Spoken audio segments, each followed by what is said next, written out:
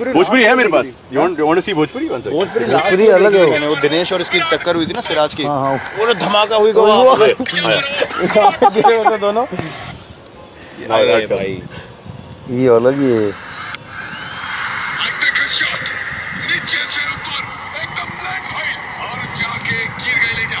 गिर के ले चला।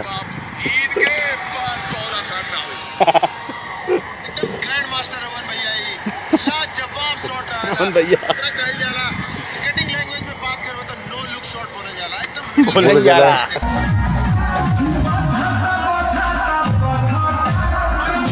भाई हमारी भोजपुरी भाषा ने अब की बार आईपीएल के अंदर हर एक खिलाड़ी को अपना दीवाना बनाया है। जी हाँ, खास करके विराट कोहली के ऐसे सारे वीडियोस देखने को मिले जिनमें वो भाई भोजपुरी भाषा में बात करते हुए भोजपुरी गानों पर डांस करते हुए नजर आए।